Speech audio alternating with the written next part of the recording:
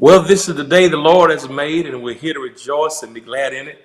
I want to welcome you to the Hope TV and certainly thank you for tuning in to our broadcast on the day. God is so awesome. God is so amazing and has brought us to another week. And I hope you guys are blessed. I hope you're walking in the favor of God. I hope you're encouraged. And most important, I hope you're being safe.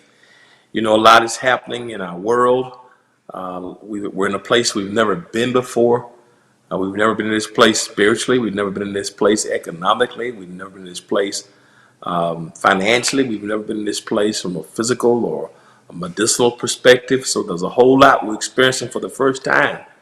A whole lot of news and things are different. But I want you to just be encouraged to know God is still the same. And Jesus Christ is the same yesterday, today, and forevermore. So I want to thank you for tuning into the Hope TV. It is a pleasure and a privilege and an honor to have you to tune in on today. As you know, we've been doing media for a very, very long time. I started as a kid doing media in my dad's church, and I've been pastoring 30 years and always had an affinity for media and been professionally doing media now for 5 years. And so we're excited about that. But we've ramped up our efforts significantly in the pandemic. We had our first show on March 19th called Pastoring in a Pandemic, and of course that series is still going now. And now we've added 21 additional shows per week. So now we're presenting 22 new shows each week, 22 broadcasts, 22 different shows every week. And in the first 30 days of the Hope TV, we've had over 5 million viewers throughout our cumulative platforms. So I'm certainly grateful to God for you, for your support, your kind words. It's been overwhelming and magnanimous. And if you're watching right now, why don't you consider following us on all things social media? You can follow us right now at The Hope TV. Of course, we have a YouTube channel, The Hope TV, that you can subscribe to. We have the Hope TV Facebook page that you can follow. You also can follow us at The Hope TV on Instagram and Twitter. Please follow us right now. If you've not yet followed the church, you can follow the church on YouTube, House of Hope Atlanta. You can follow us on Facebook, House of Hope Atlanta, and also on Instagram and Twitter, HOHATL, on both those platforms. And of course, you can follow me on all things social media. On Instagram and Twitter, I'm E. Dewey Smith. On Facebook, I'm the official page of Pastor E. Dewey Smith. And of course, on YouTube, my YouTube channel is Dr. E. Dewey Smith Jr. So I certainly love to have your support of each of those platforms. And if you're watching now via a platform that you're able to subscribe or like or comment or send that link, please take a moment and do that right now. It'll mean the world to us. Subscribe, like, make a comment, send the link to somebody to let them know some very positive and unique and exclusive content is on the Hope TV right now. Also, while you're watching, won't you let me know where you're watching from? Drop us a line. Give us the city, the state, and the country.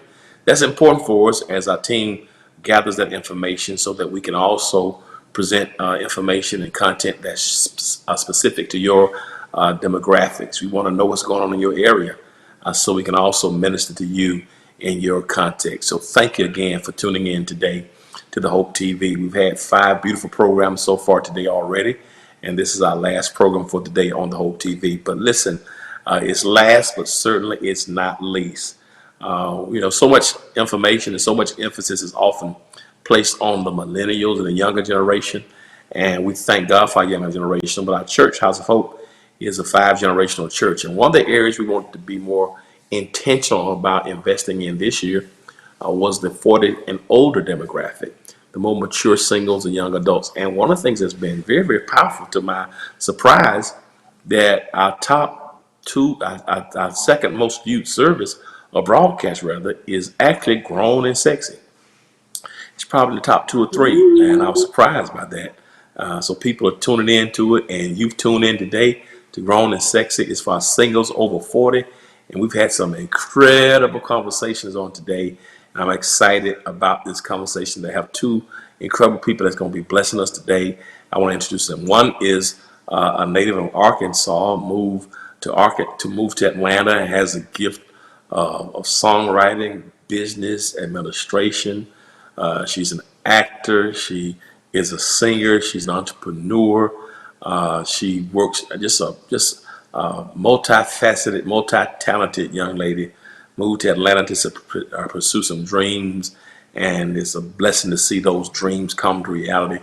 And she's an incredible person, part of our team at our ministry, and we're excited that she's here with us today. Cami Tappan, what's going on, Tammy? How are you today, Cami? Hey, good. Are Hello. you Hi, Pastor. I'm well. great? Good to see you. Glad you're here with us today. Glad to have you. And Thank you. Glad to be a part. of course, we have back with us native of Miami, Florida. He's from Liberty City, and although he's from Miami, I think he's from Liberty City.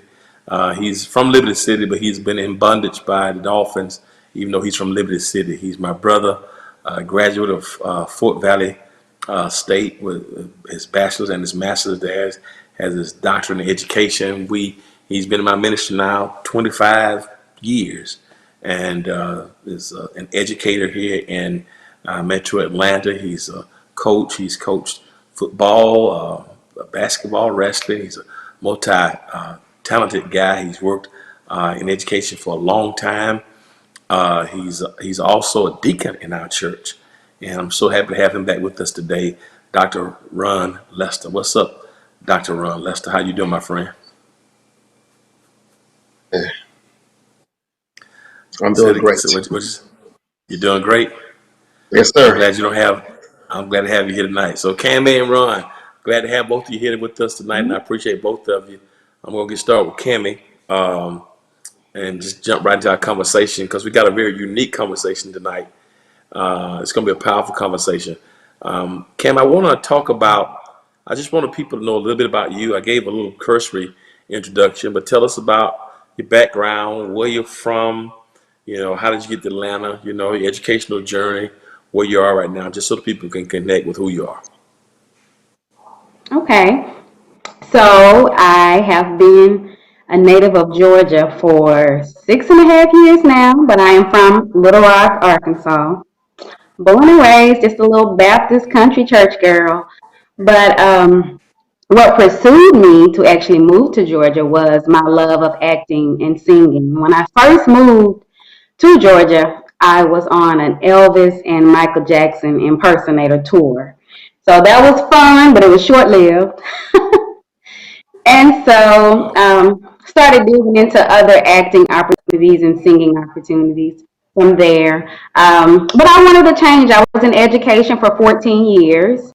And I just kind of felt like I wanted to do something that was me so that I wouldn't have like any regrets. And someone told me, so what would you do if you were not afraid? And that thing was, I would move to Georgia. So I moved to Georgia in 2013, and I've been going at it. Wow. So Elvis, Michael Jackson impersonation tour. I never heard that story before. Uh-huh. Yep. So where did that start? So where did it start? It it started in Georgia, but we went to Florida and some outskirts, but I did that in 2013, and I did it for about 4 months. And the funny thing about it is the Michael Jackson guy, he really could dance, and he really looked like Mike, sort of, but he couldn't sing. And the Elvis guy could really sing, but not dance. So, Wow. but it was fun. That sounds like it. That sounds like a good. That sounds like a great tour. Wow, I didn't know that. That sounds interesting. Ron, I want you to tell people you're a returning guest, but kind of tell us your story a little bit, just so viewers who don't know who you are, you can Okay. they can reacquaint themselves with you as well. Okay. Well, I'm from Miami, Florida, like Pastor said, born and raised. I attended school at Fort Valley State, stayed in Macon for about 9 years. Um, got attached to a church called Woodland Bible Church. Met this great pastor. He's been my pastor now for going on 25 years. After I left Macon, I moved up to the Metro Atlanta area here in Gwinnett. Um, been here now since 2004. Not only have I been teaching, I've been coaching football, basketball, wrestling, soccer. I've been a part of many different organizations. Member of course, Kappa Alpha Psi, which is the greatest fraternity ever. Um, also, huh? Oh, let's see, something's on your mind. Also been a member of House of Hope Atlanta since 2004. Um, pretty much love being on this platform, being able to express talks, something that I normally wouldn't do, but this is totally out of my box. So I'm enjoying every minute of being on your show and being able to express my opinion on different issues. So, but I've been enjoying this for the last several weeks, been during this pandemic. Yeah, you Cap, and I think Cam, you're AKH, right? Cam, aren't you AKA? Cammy, aren't you in a sorority? She can't hear me. I can hear you, but it's not very loud. Okay, can you hear me now? How about now? Can you hear me now? It's still kind of faint. Okay. I can come All closer. right. I got you. Okay. Hopefully he can get your turn. Aren't you AKA? I am. Okay, I thought so. Yeah, I thought so. All right. So I hopefully get these kinks worked out.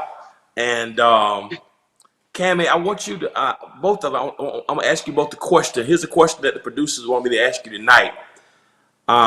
Both of you, are active in ministry, utilizing your gifts. But what I want to talk about is you've heard the story of Trayvon Martin and Tamir Rice, and and I can go on and on and on. But most recently, Ahmaud Arbery down in Brunswick, Georgia, right? My question is, as it relates to dating and letting people in your life, because I know both of you are engaged and you're both, sorority and fraternity.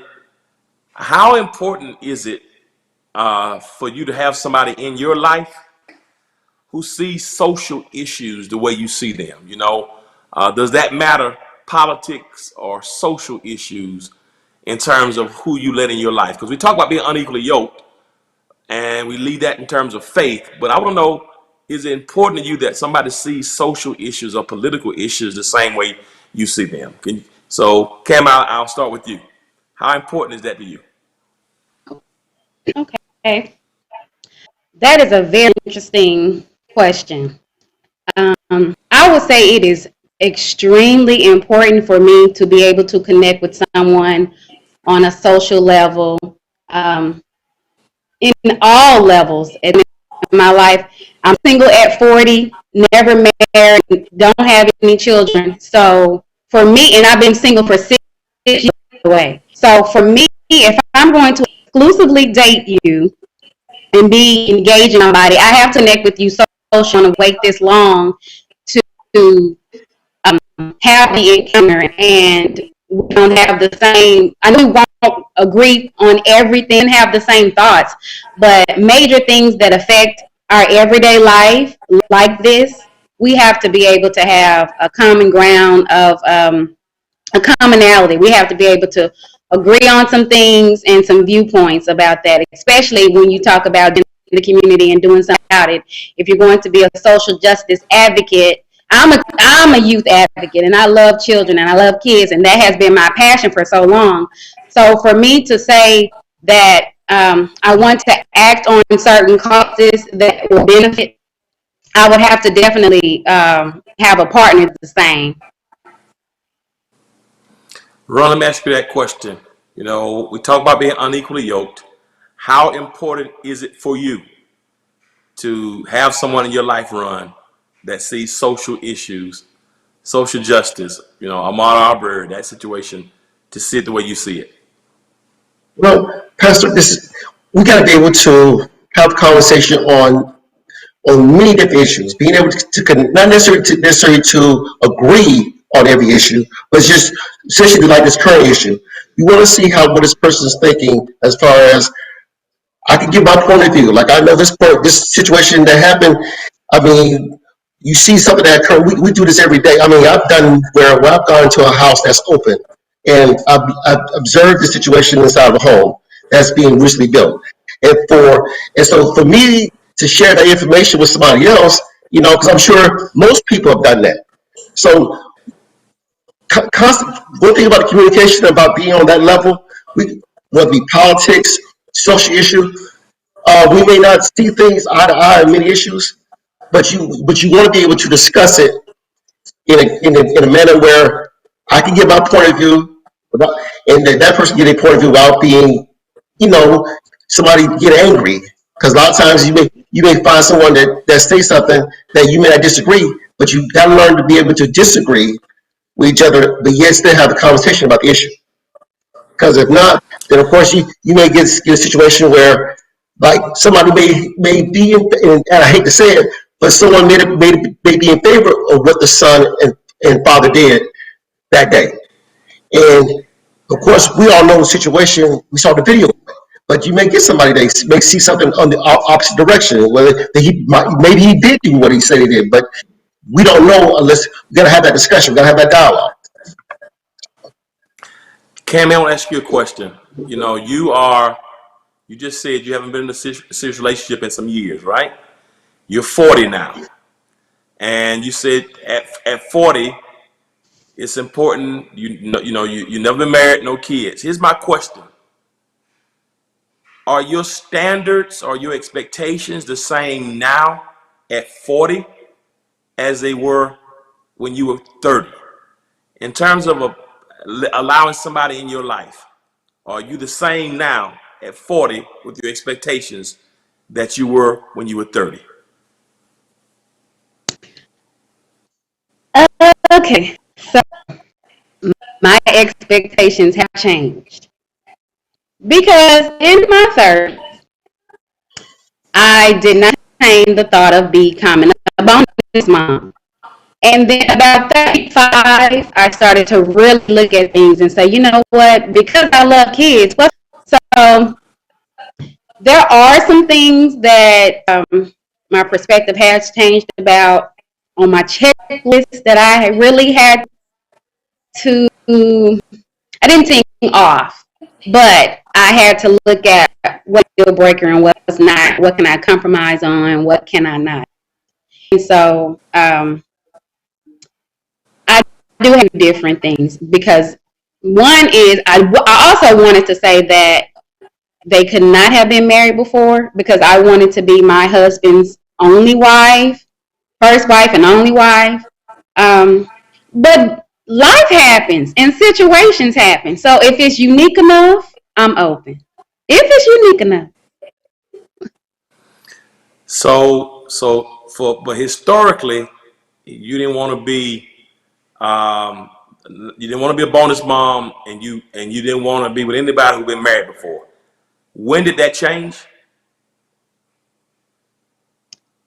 Why did it change? No, when? When did it change? When? When? Um, about 35. About Because 35. I was thinking, okay, well, you getting up there and your friends have been married once or twice. They have children. I am my grandmother's only granddaughter who does not have children. And so, but a lot of my cousins are like, girl, men ain't worth it. Just have your baby and move on. But I still want the total and the whole package. I don't consider myself a hopeless romantic. I consider myself a hopeful romantic because I still expect it to happen for me. I still desire it. So from 35 to 40, that kind of a bit. But I've been in Georgia all of this time. So dating in Georgia is a bit difficult for me. I'm gonna come back to ask that. I want to talk about that in a minute. Ron, let me ask you this question, because unlike Cammie, you've been married before, and we've talked about some things before in the show, but not this. I want to ask you this question: your expectations. You're now, you're in your 40s, mid to late 40s now. You know, you've been an educator 25 years. You know, 5 years or so, you can retire, I believe. You know, so my question to you, you've been in that nice house in Gwinnett County. Or what are your expectations at 49 or 48 or 47? Are they different than when you were when you're in your late 30s, mid to late 30s, mid to late 40s? Are your expectations the same? Are they different? My expectations are pretty much still the same. And what I mean by that is that I still want that person to still accept me for me and vice versa. Um, it doesn't matter if that individual have kids or not. Just with how I am now, as I get older, I believe it's so much. It's so much I still want to do as far as being married again. Share experiences with that individual as far as traveling. So it's still a lot of stuff I want to accomplish. No, the thing is that I don't want to just settle for just because I'm at this level now. Because when we settle for something that we may not get exactly what we want because we just settle for it. So so I still want to keep my expectations high, but I expect that same person to have her expectations high. Because if you don't, you wind up meeting somebody and being with somebody that you really don't know because you settle for that individual. So, so my expectations are still the same. I wouldn't waver away from them because I still want to be able to care for the individual the same way as if, and I want them to do vice versa care for me. So you said your expectations are high. They are the same. Right. What are those expectations? Let's see. What are my expectations? Um, Someone who's a communicator, someone who's outgoing, someone who doesn't mind spending the evening at home, someone who's goal oriented, someone of course, and foremost, God fearing, someone that I can not only be someone I can spend the rest of my life with, but someone who's a friend, confidant, someone I can be there for as well. Because like I know, because I know a lot of times you don't want somebody who you can just do whatever you want to do with them. I mean, why would anybody want to settle for that kind of individual? You want somebody that person got your back as well. You have that person's back. So I think in those expectations, they're not really necessarily high. It's just something that you look for in an individual. That you know that an individual has something that something special that you like about, and I have something they like about. So. Camille, you're 40 now, and you've talked about some of the things that you want. What are your expectations? Well, you have to be God fearing. I do want an individual that's spiritually, because I'm going to be talking about God a lot and my faith a lot. And if they can't get with that, or they're just doing it just because they think that's what I want to hear, because I've been there. I've dated guys who were like, yeah, relationship with God, yeah, I go to church, but they never even talk about God. They never even show me or proved how God was like the center of their life. So that's a big expectation. I do want it to have a solid, strong foundation. I love family men. I don't want people to just try to isolate you. And let me tell you something. I have learned, I guess they are like 90% women. And had a lot of years of watching, and I've seen people, I'll say settle in a sense, because they would allow them to do things that they didn't necessarily agree with, but they did it because they at least had a man, like separating them from family, or kind of controlling, or different things like that. So I have some warning signs that I'm trying to look out for, but I definitely want a family man, a God-fearing man, somebody that I can relate to, somebody that can teach me something, or show me something that I haven't experienced before. And what I meant is, I just don't want just the dull. He can't just be boring and don't want to do anything. Now, I know that I'm getting older, but I hope that when I meet someone, they're not set in their ways, like they just don't want to enjoy life. And I used to think that older men probably are stuck in their ways. And so I have probably dated men that were younger than myself. But I'm trying to be open-minded that, I can still find that. Few other things. Well, there are a lot of other things, but I tried to, like I said, kind of look at that list. And because one thing on my list, I wanted him to be socially, emotionally available. And I was told by one of my godfathers, Pastor Jeff Fauntleroy, he told me, he said, look, you may not be emotionally available when you meet him. You have a lot of expectations when you meet this person, but the thing is, they have to get to know you. Once they get to know you, then you guys will establish what works for you. And so that changed my perspective in that aspect. So, what about age range? Is there a particular age range that you prefer? Do you prefer Age younger? range was 35 to 45 because I was thinking, a few years younger, a few years older, but I don't really know. I'm thinking that may work for me, may. But you know what? I'm 56. She turned 56 Sunday, so we're 15 work. So I feel like dating somebody who's 50 or above is too close to her. I Yeah. got you. Ron, what about you? What about age range for you? 35 and up. 35 and up. Anything to that 35, 45, 50 range. Because of course, Gotcha. as I get older, of course, as I get older, the range get older. So, but that limit may go up one. It may be like 35, 36. So as long as I'm in that range, a decent range. So Mhm. Let me ask you a question, Ron. I just found one of my preaching mentors, heroes growing up. Got married in his late 60s, and he married a much younger lady, and now she is desiring children. Um, he's probably 30 years, 25, 30 years her senior.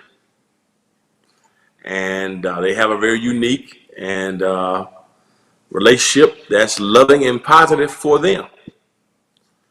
Um, what happens if you meet a young lady in her mid 30s and she wants children?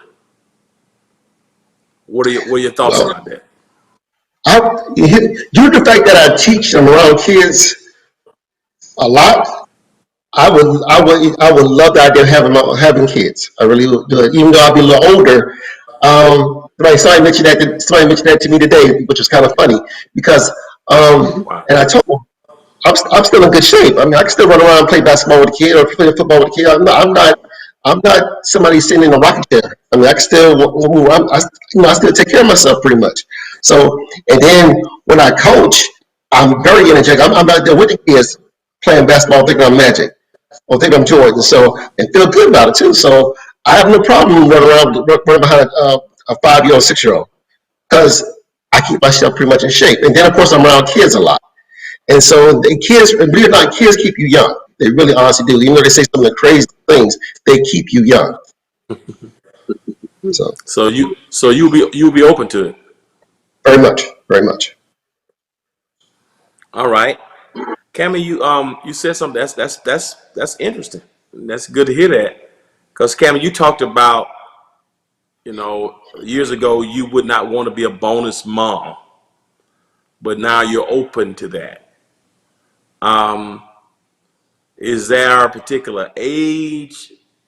What does that look like? Being a bonus mom or being a mother, what does that look like to you at 40? I actually want to have my own. I'm still open to the possibility. I know God can do all things. So Absolutely. I'm open to that. Well, no, I do desire my own. That's clear. But as far as being a bonus mom, I don't really think there is an age group. Now, I would prefer them to really be like little because when they're little, you know how you can mold them, and they can get to know you for you, and you can grow with them through their stages of life. versus someone being 12, 13, 14, sassy mouth, and all of that, because that's a whole nother ball game. But I'm so great with kids that I think I would be fine either way. That's great. You said something earlier I want to talk about with your mother, that even though your mother is relatively young, she went through some health challenges so the past couple of years. I think that's a very powerful conversation. I've had it, in terms of relatives who were ill. My mother, my sister, my mom, my sister, and my brother have all passed. My brother was 28 when he passed. My sister was 50 when she passed. And of course, my mother passed, and my mother and my sister passed 3 weeks apart. So, I've heard a lot of, in terms of this COVID-19 piece, people who are caring for payback issues can't get to them because in a nursing home or in a different state.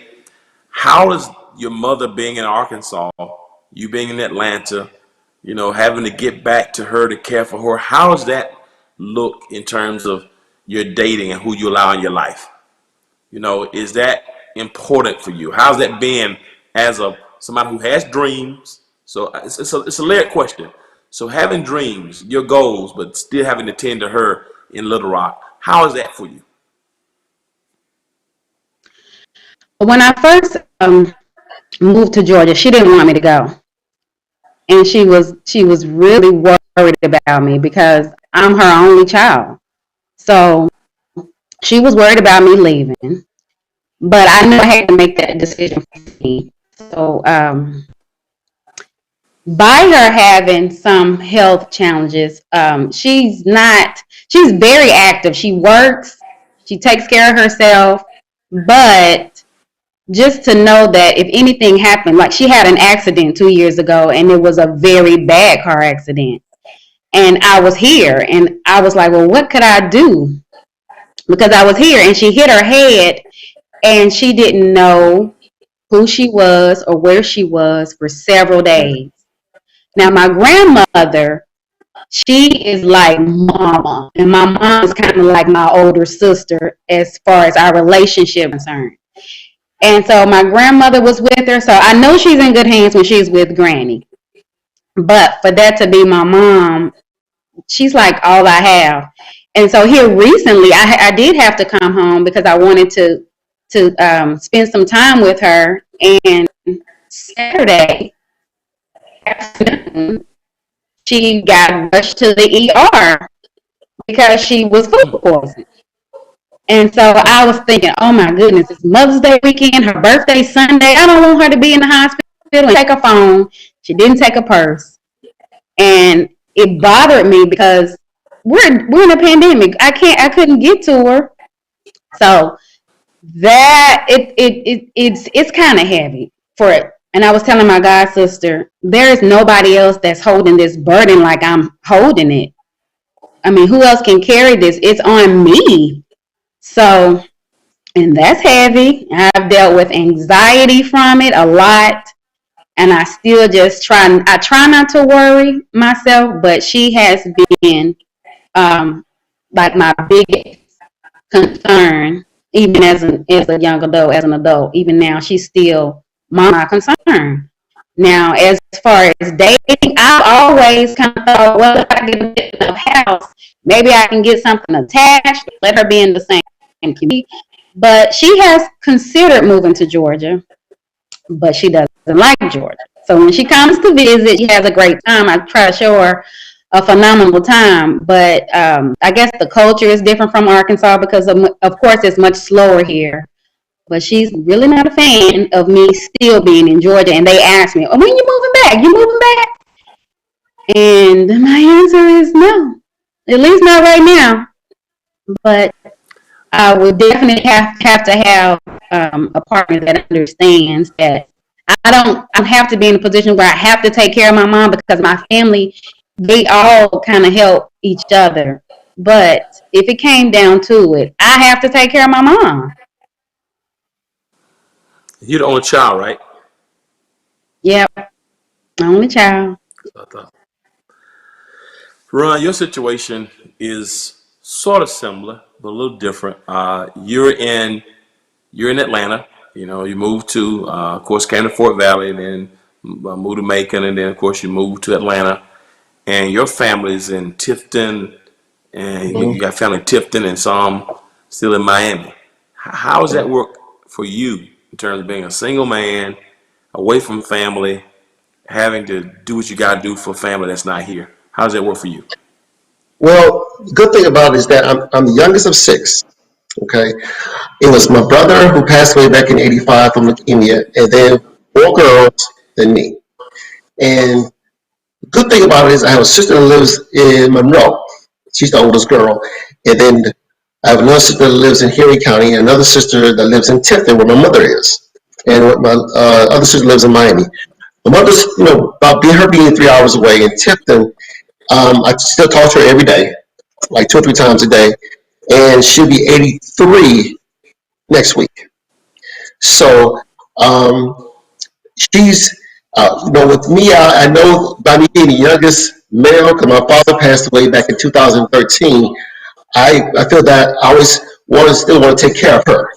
So, and by me always want to check her. The good thing about it is I have my sister that's right next to me. She is down there with her. So, she needs anything. But of course, I feel that I want to be a part of any process going on. Now, if anything goes wrong with her, I'm probably the last person she's going to tell. Because Hmm. it's like a order. She's going to tell the oldest one first, and everybody else, and I'm probably the last to know anything. So I try to keep that relationship going as far as you got to tell me something because I can't read minds. And so, I'm always the last to know because she's going to tell the girls before she tells me.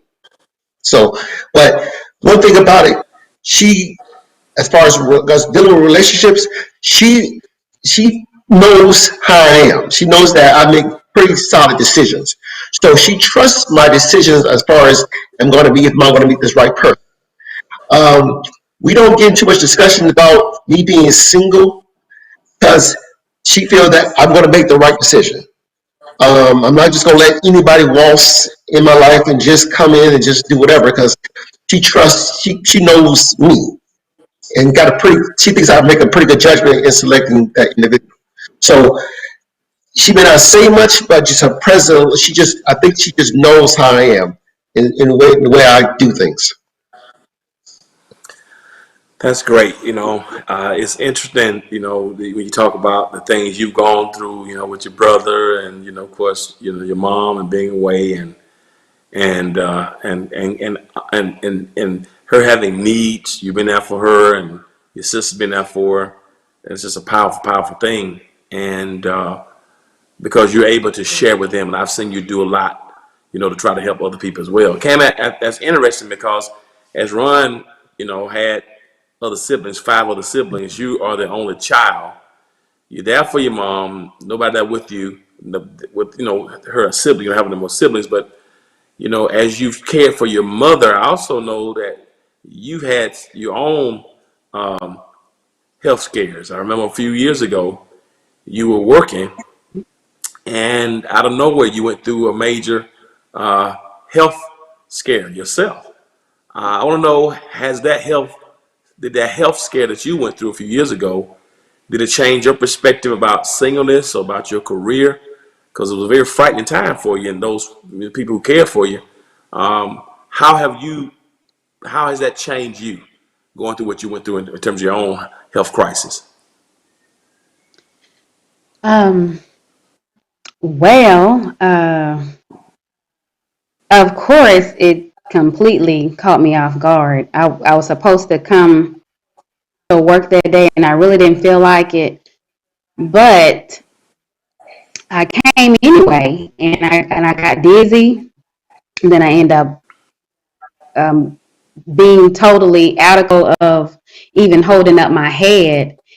And when I went to the doctor, they told me that I had internal bleeding. And if I did not come to work, if I would have just stayed in the bed all day like I felt like doing, I would have bled to death. So that was so frightening. I was like, oh my God. I didn't know what to do. I really thought I was going to be alone, but I promise you, the staff is the best in the world. I never felt alone because I had somebody there, somebody checking on me, somebody who came to see me, made sure I ate, made sure I was good. So when I told my family that, they knew I was in good hands. But of course, they freaked my mom out. So she got in the car, her and my aunt, but she was not, I'm her baby, so she couldn't really focus like she needed to focus. So what would have took the average person 8 hours driving, it took her 12 hours to get to Georgia because she kept getting lost because her nerves were so bad. So even my own challenges are just helping me to live in my moments because I would always focus on what's next and overthink what's going to happen if this and what's going to happen if that. And so now I focus on the moment. I take the moment, I live in the moment, and I make sure the moments count. Yeah. So, so it's made you focus on the moment now more than anything else, but you wouldn't say you're necessarily different. Um, I may be different. I still have the same goals and hopes and dreams, but I may be different as far as well, you know what? My grace, me knowing that I got a different kind of grace and mercy on my life, is because Right. I could have been out of here. But you know what? That's not the first. I had two other near death experiences. As an infant, I did stop breathing because I choked on some milk, and my uncle did CPR on me and brought me back. And then at Mm. 14, I had a very bad car accident. I cracked my entire skull. And so when I get raised now, you can kind of see I have like hairline fractures in my face. My face was completely disfigured. My nose was broken. And I had to have plastic surgery at 14. So Mm. that was crazy. But I'm like, I'm supposed to be here because every time something looks like I won't be, God fixes it. So it does make me be more intentional about living my purpose because I'm like, if He kept me here, I need to do it because it could work out differently. Wow. Mm-hmm. Ron, you haven't had any challenges like that other than the issue with your divorce that was more emotionally painful than physical pain. I know you've had some issues on the job a couple times. People that happens like that. But I want to know how are you different since the divorce? We hear how the issues that Cam has gone through. My goodness, I didn't know that those just what she struggled from a baby to a teenage as a teenager and even most recently. How are you different now since the divorce? Well, when it first occurred, you thought about, you kind of wish that you were dead because you have to go through the emotional part of it. They say death is better than divorce. At least death is instant. But and in some cases, they're right. But with prayer and constant being around positive people, being and keeping your focus on, because you'll never forget it, but just keep your focus on something that nothing just keep you busy, but just keep you active, just keep you just zone into something else. The first year was hard. The second year was hard, not as bad as the first year. Each year got better and better. And what I realized is that you put yourself in a situation where you're around people that are going to benefit you, and that and then of course you take yourself out your at the mechanism. What you want to look at is you try to help somebody else, talk to other people, be there for somebody else, give what you have experienced to someone else. Allow people to see you as who you are. That yeah, you went through situations, but you still came. And I like the story where I've been down, and I like the idea of me going up. I've been I've enjoyed myself so much as far as seeing myself grow from different levels and being able to pick myself off the ground. It's just, and I know it had nobody but God helping me get through this situation, because I know I couldn't do it by myself.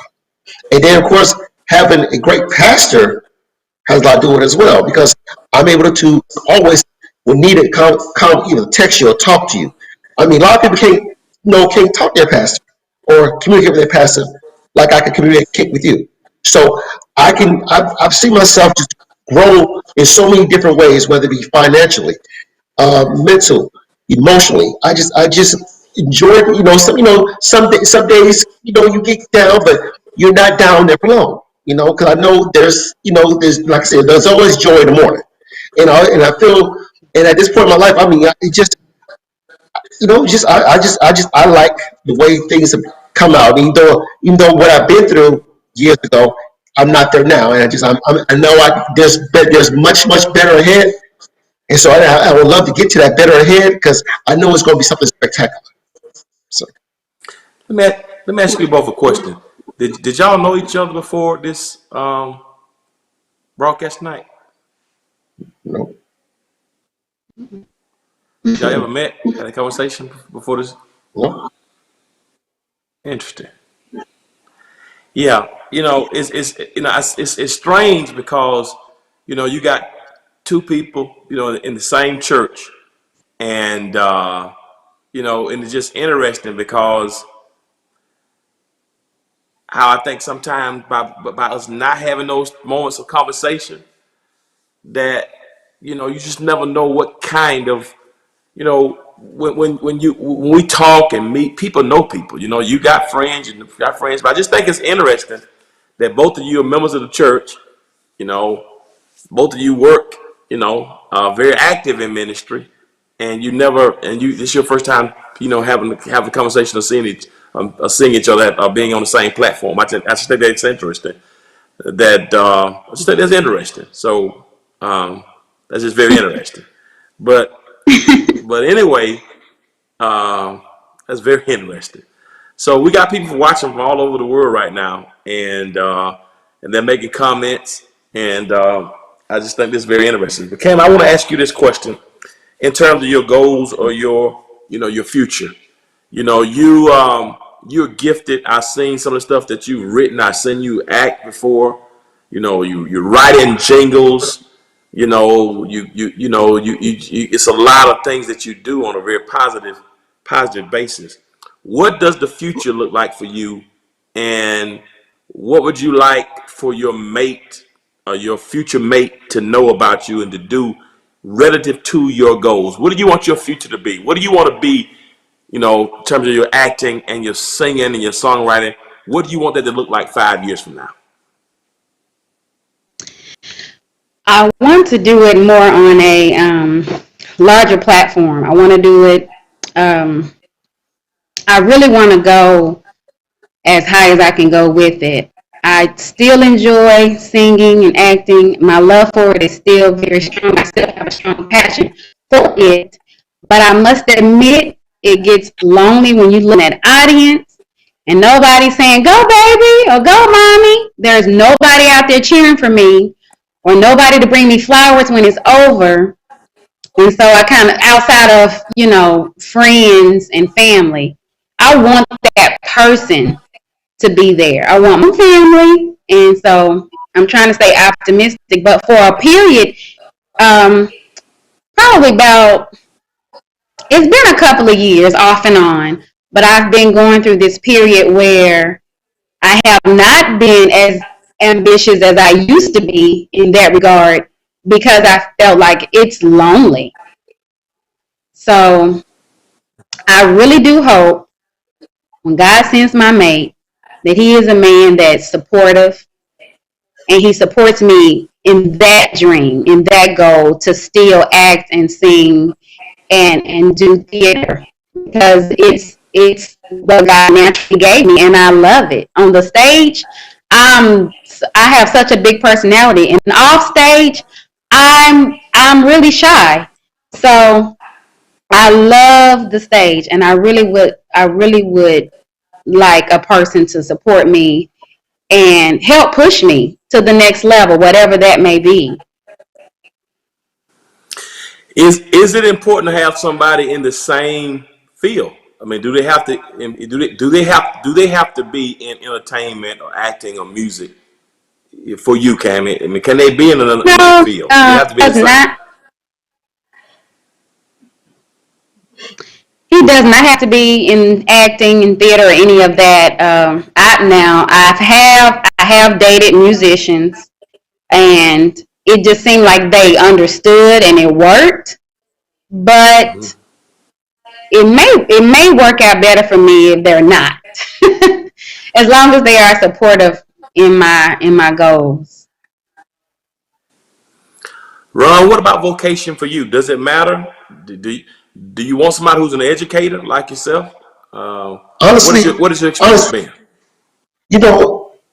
most of the people I've dated or been with have not been in education, have not been in my field, which is probably a good thing because if you got two educators doing the same thing, then of course we're going to talk about the same situation, whether it be them being a principal, assistant principal, teacher, you're going to hear the same situation. So there's where you need that difference, someone who has something totally different, something just totally out of the box, and someone that you can listen to, hear something from a different perspective, and of course they can hear the same what you have to share. Because you don't need people in the same area because it gets kind of routine. So you want something different, something unusual. This is a very interesting conversation. It's a very interesting conversation, and I don't. And this is a very interesting conversation. This is a very, very, very interesting conversation here. Yeah, yeah. I mean, I don't. I'm not. I'm not gonna say much more because I'm not gonna try to embarrass you or make you. But this is a very interesting conversation. You know. This is a very interesting conversation. And I just think Ron, we can talk offline perhaps, but this is a very interesting conversation. So, Ron, I want to ask you this question. We get ready to shift here because I think you talked about somebody who communicates, somebody who is God fearing, somebody because you kept telling me. I mean, you told me before, Ron, that communication was a problem for you early on. Though it was a problem for you early on in your marriage, and that you learned how to communicate. What does that look like? What does that look like? Because I want to make sure I'm hearing. When you say you are a better communicator now, or communication is key. What do you mean when you say that? I just want to make sure I'm listening for something here. I don't want to ever assume anything with anybody. If I'm doing something wrong or something that you don't like, tell me. Don't walk around or don't have you walk around assuming anything. Because I know sometimes if somebody says something to me and I may just all clam up and not say anything, and I know that was a bad on my part because they didn't know what I was thinking. And then I may come back hours later and tell them, but that's not a good thing. So what I realize now, than years ago, that let them know what's on your mind. But in other words, but just don't. It's not what you say; it's how you say it, kind of thing. Be Say what's on your mind. Say it in a calm manner. Be able to voice your opinion. Be able to accept criticism. Being able to accept constructive criticism, but being able to just have a dialogue and not a monologue. Being able to talk, but talk in a manner where each person has something to say, and be able to agree to disagree, but yet still be able to still want to enjoy each other's company. Because we may have two different opinions, but if we don't, but you got to let me know what's on your mind. So if I know you like this, then you got to tell me you like it. I can't just go out and buy something that you know you don't like. So just got to let me know what. That's why that's why communication is such a key. One more thing, Ron. You said you want somebody who supports you, and you also want somebody that you can support. What does supporting your woman, your wife, because you want to be married again? We talked about that. You told me that. You said you want to be married again. And what does that look? 'Cause I know who you are. What does that look like? You supporting your mate, your woman. What does that mean? What does that? Tell me what that means. Or when a woman's in your life, when you support her, what does that mean, brother? Well, what I can do is the best way to explain it is give you some examples. A good example is that if I know that this individual is working late, and I know that that person is going to need, whether it be dinner, that bubble bath, that someone to tell me about their particular day, someone just to be there for them, not necessarily. And a lot of times they don't want to hear me respond. They just want to get whatever's off their chest. Just be a good listener. Um, and also this could be financial, as far as this could be more emotional, this could be more spiritual. So just being there for that person in just different avenues, or if there may be something where this person need to get away. Okay, let's get away. Because the struggles of everyday mundane life is just driving that person crazy, and they just need to get away. Well, let's just get away. Just something just to show that, hey, you may not need me, but I'm there for you. Okay, you may not want to hear my input. You just want somebody to listen. So you just got to cover. There's so many different grounds you can cover with that. Because a lot of times people don't want you to tell them anything. They just want you to listen. And then of course they want to know that, hey, if this is the path, if this is their career, and they don't want you to be on the point where, hey, this is what I want to do. Well, let's talk about it, and I'm going to be there for you. Regardless of what the situation is, I want to be there for you. This is a very interesting conversation. Cammie, you're pursuing your dreams, right? And you want to pursue your dreams. You got a new career and that you're pursuing. You got talents. You've been sitting on them. You've been singing all your life, acting, writing, and you're pursuing that. And you move to Atlanta. You move to Atlanta. You move away from your family, pursue your dreams, right? You shared the loneliness of trying to do this, and you stop even doing it, right? Because you haven't been as adamant because you feel like you don't have the support, right? Are you open? Are you open enough at this moment, Cammie, with what's going on in your life? Your mom in Arkansas, you working, pursuing your dreams. Are you open to a relationship? Because you talked about your godfather talked about men being emotionally available. My question to you, are you emotionally available? Are you emotionally available? And can you receive support and give support? Cammie, so what does that look like for you? Are you emotionally available and receiving support and you giving support to your mate? What does that look like? Wow, Pastor. I believe that I am very available. I'm available. But what I need to do is let people know I'm available. I guess not by saying it, but maybe it's a different type of vibe I need to give off. Because when I meet people all the time, they already assume I'm married. I hear that all the time. They'll say things like, you just look like, when you walk and you looking like, don't talk to me, I'm interested, I'm trying to get in the store to get what I need and I'm out. And I was like, wow, I'm just focused, but maybe I need to slow down a little bit and see what happens. But I truly believe I am supportive because I'm going to be if you're into it, I'm going to be too because it's your interest. And I know what it feels like to not have. So I do believe I am supportive. And I will continue to to hold that dear to me, to ensure that I am, because I know what it feels like to not have it. Sometimes I question if I give too much, because in situations where you give too much, you don't allow a person to figure things or grow on their own to a certain degree. Not trying to fix it, because I was kind of like the fix it girl. My god sister told me this weekend that I used to like projects, and I was like, really? So her theory was I would see a need and I would try to meet that need or try to make that happen for a person or make those calls. And that's just who I am. I'm a giver.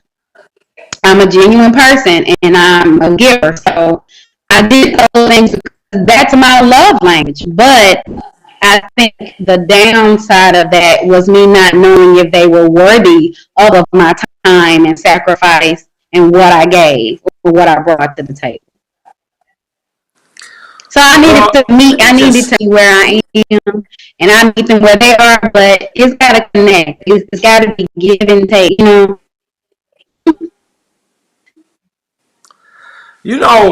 this is a very interesting conversation. Um, this is a very interesting conversation. It's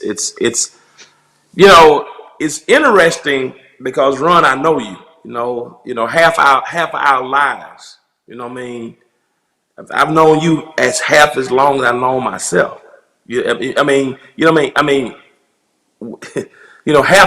Over half our lives we've been connected. Think about that, Mhm. brother. You know, Yeah. over half our lives we've been tight. Half our lives.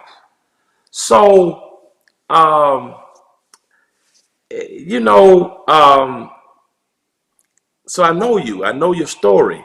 You know, we've grown together. We've gone through things. I've seen you at your best. I've seen you at your worst. You see me at my best. You see me at my worst. I seen you when you were right. I seen you when you were wrong. You see me when I was right. You see me in my wrong. I know you. I know your heart. I know you. And of course, I don't know Cammy as well. Our history is not as deep, but I know her spirit. I know what she brings. I've been around. I've seen her interface with other people. I've seen her work. I've seen her ministry. This is a very interesting and I don't know how we got here because we actually supposed to have somebody else on this online with us tonight. And you know, I, this is a very interesting conversation. Um, yeah, and help me, Lord. This is a very interesting conversation. Um, yeah, man. I don't know. This is an interesting conversation, Ron. This is an interesting conversation. Um, I I don't want to, this because this wasn't what this is supposed to be, but this is a very interesting conversation here. So Cam is in Arkansas now with her mother, and she's been there taking care of her, and of course working, from there. And but at some point, she's gonna have to come back home. This is a home now, Ron. And so she doesn't live in Arkansas. She's just there, you know, for the moment, for the pandemic. But at some point, she's gonna have to come back here to work and you know, to handle business and continue what she's pursuing. And you're here already. So I don't know. This is a very interesting conversation. Um, I would like, to continue this conversation. Yeah, off not on grown and sexy, not on the grown and sexy time, but I would like this conversation to kind of continue. Yeah, and you know, I think just I mean, here's the thing. There's nothing wrong with having a conversation. There's nothing wrong with a conversation. There's nothing wrong with a conversation, and and nothing wrong with conversation. Nothing wrong with nothing wrong with conversation, and it's not. And I know one thing. I know when I sense something. I know when I sense, just conversation. This ain't most time we do this show, and when I say if you be good to God, God will be good to you. Until next time you've been watching, the show ends. That's typically how it Right. goes on. But I don't typically sense what I'm sensing now. So at some point when Cammy returns, and or even before that, I think the conversation. I think this is a good conversation, Dr. Lester. I think this is a good conversation. Yeah, yeah, that's a good conversation. And yeah, I think this is a conversation that needs to continue with two people. You know what I mean? Yeah, Pastor, Mom, I'm yeah. sorry. Mom want to say hi. Say hi. Hey, Pastor. How are you? How you doing? I'm doing good. Good. How How you are you doing? doing? Are you That's feeling better? good. I ain't been Happy too long Mother's Day got to off you. work.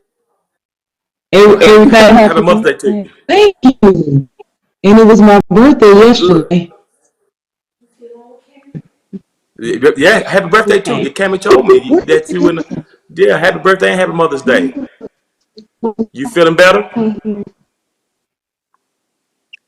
ma'am? So, are you feeling better? She said yes, much better. Tell her to come back. I need to ask her something. Oh, Lord. Is she around you, I'm sorry. Mama? I can barely hear. Can she hear? Tell her to come here, get Okay. closer here, Cammy. Say that again, Pastor. Is your mama around you? Mm-hmm. Where your mama? Come here. Come back. All right, Mama, He's calling your Mama. name. He asked if you still here. Tell her to come here, Cammy. Tell her to come here a minute. He's trying to do something to Come here eat. a minute, Cammy. Can you hear me? Huh? I want you to ask her. Ask her. Tell her, Pastor. Ask Pastor. Want to know, is she ready for us? Is she ready for us? Is she thinking about having a son-in-law or another friend? Oh, she Add to the got some family. answers for that. He said, Pastor wants to know, are you ready for a son-in-law? Or your daughter have a Oh friend? yes, most definitely. He said that goes without saying. All right. That's what I said. Okay. All right. I tell you what. I tell you what. Tell you what I want y'all to do. Tell you what I want y'all to do here. All right. I can't hear. Um. My volume is up. Yeah. It's okay. The Lord here. You ain't got the Lord here. The Lord. The Lord. The Lord hear this. I tell you what I want to do here. And Cameron, when you return back here to Atlanta, um, on a time that's comfortable for you and Run. Y'all can work through the logistics. But the producers and I are going to uh, uh, prepare reservations for you two. At the restaurant of your choice, of no cost to either one of you. And what I do is just show up, you know, eat whatever you want. If it's filet mignon, Chateaubriand, you want to chase it down with some Dom Perignon, whatever you want to do, and we're gonna take care of that ticket for you, and include the gratuity and the valet charge if need be for two vehicles. But I just wanna, I wanna kind of. This is an interesting conversation, and you can kind of feel the frequencies, and so I just wanna just see what this, wherever you want to go, any restaurant you want to go in Atlanta, and I want y'all to do that. You know, yeah, and we're gonna do that. All right, Okay, Dr. Lester, is there anything you want to say? I want you to give a word of encouragement to the people who are watching, singers over 40, those who kind of make it through this pandemic.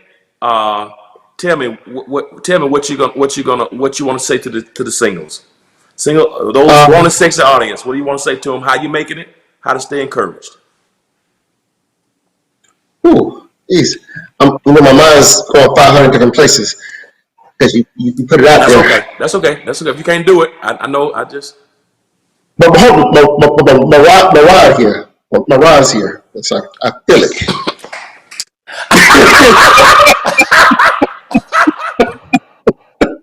So basically, for all the singles out there over 40, just continue to just continue just just continue. oh God, boy, I done taught you well. Oh God, all right, For a while, we gonna a while stop. there, You I ready? feel like pushing me. We gonna I take the feel brakes like off, pushing Dr. Lester. Take the brakes off me. of it. Go ahead. I feel like pushing me. To all the singles out there, just continue to be yourself. Just continue to just. My thing is, continue, just have fun, laugh. I mean, just have a good time with yourself. Then, because God will put somebody there for you, whether it be pastor trying to match make or whatever the case may be. Just my thing is just be yourself. Just constantly move through this pandemic. Just do something that you normally wouldn't do. Why don't read? Call someone instead of texting. Call. Just continue to just find you and love you. Because trust me, there's gonna be somebody out there that will love you. So just continue just to be yourself and let life take us. Just let life happen. All right, outstanding. Cammy, you working, taking care of mom, still got it going on, make it happen. What word are you giving to the singles? How you maintaining? What kind of word? I would tell them, I would encourage everyone to not date online during quarantine because you don't know what it's going to be like when this is over. They got time now because they got to be at home. So wait. I'm just encouraging people to wait. I mean, if it works out, then it works out. But I don't think it's a great idea to do that doing this season online only. I prefer organic meeting. Um, so that's just how I want to do it. But to see what you're doing, invest in yourself. Make sure you slow down enough to invest in yourself because I know that most people in this range are probably big givers, taking care of others, being Superman and Superwoman, but to also make sure you're taking care of you. Well, let me ask you this question. First of all, let me thank both of you for being here with me and coming on. You didn't know you didn't know you didn't know what was going on, and neither did any of us who's going to be on here with you. So thank you for doing it. And that's number one. Number two, I hope that I didn't put you guys on the spot in any way or embarrass you in a way or make you uncomfortable. If I did, please forgive me because it was not my intention because I don't believe in setting people up like that and doing people like that. So if I did make you, embarrassed, comfortable in any way, please, seriously, because y'all know I like to play. I know I have a good time, but seriously, if I did, please forgive me. If I did. But thirdly and lastly, I would like Ron for you to take Cammy out when she arrives here, and both of you kind of got quiet, and I just want to make sure that and you just have a conversation, dinner conversation. Nothing wrong having dinner conversation. Nothing. And so I hope I didn't cause any issues because I don't want y'all upset because I would never do that. Try to embarrass. Y'all know I love to tease and joke, but I wouldn't ever try to embarrass nobody like that. Have fun. So y'all tell me what Ron, how you feel about that, sir? I have no problem with that, Pastor. None whatsoever. So do I need to ask Okay. her or do I need to ask her or No, Or you want it after? You, I mean, sure. Why not? I mean, well, I'm kind of the program, producer I of the didn't, show I didn't want tonight, to take over but why I not? didn't want to take over the show. I didn't want to take over the show. I was just, No, no, no, I no, know. no, no. It's fine. It's fine. I feel this is an interesting conversation, and I'm Oh, sensing something. So go ahead. oh, Ken, would you like to go out for just to meet? Yes, I'd like to. Let's see. Great. Thank you Okay. for Well, asking. good. Thank you, appreciate it. Thank you for accepting. Well, great. All All right. right. All right. So praise the Lord. All right. And so let's see what happens. I mean, if nothing else, you guys gonna have a good dinner, and you members of the church, and just see. But I just know, this thing kind of just, I don't know how I got here, but it must be a reason why the other person couldn't be on. Because we've never had two people on this show in 8 weeks. Never. We've always had multiple guests. And I've been to church all day today with the COVID-19 tester all day. I got home just in time to get my thing set up. I turn on at 8:27. The show started at 8:30. I was hoping that we had no problems. So I'm thinking it's gonna be 4 people on this thing tonight with me. I get here in the house. I left the church 7:45. Came way here, got in the house, came, washed my face, sat down. They said we got 2 people on here tonight, and I'm thinking nothing. We go through the show. I don't know who 2 people are. We go through the show, and while we're talking, just this, I don't know, just I don't know. So I don't know. But anyway, Cammy, whenever you're able to get back here and run, run, you let me know. This is interesting. This is interesting, and I respect you both, and I appreciate you. I think you're 2 incredible human beings, and I hope you guys stay safe. And I look forward to hearing what happens, you know, uh, in the future. So may God bless you. Thanks for sharing your time and your story, and may God continue to bless and keep both of you. That's my prayer. So, family, you've been watching Grown and Sexy. This has been a very interesting show, to say the least. We've been doing this for 2 months, and we've never had one quite like this one. This is a unique one, to say the least. It's a unique one. But I love my people. Anybody who knows me know I love my people. I love my people, and I love seeing people being blessed. I love people being blessed. And one of the ways that you can be blessed is you start seeing and celebrating when other people get blessed. Because many people they just want to celebrate their own blessings. But when you can see other people be blessed, that's when you know that God can bless you. So to God be the glory. So I hope y'all been blessed tonight, and hope you can celebrate somebody else and find a reason to laugh, find a reason to smile. I'm gonna keep y'all posted and perhaps what's gonna happen here. But we know that God is able, and God always got a ram in the bush, and God has everything worked out in our lives before we even get to that point. So y'all be encouraged. You've been watching Grown and Sexy. I want y'all to keep praying for everybody who's on the show, and y'all put Ron and put Cam in your prayers as well. Amen.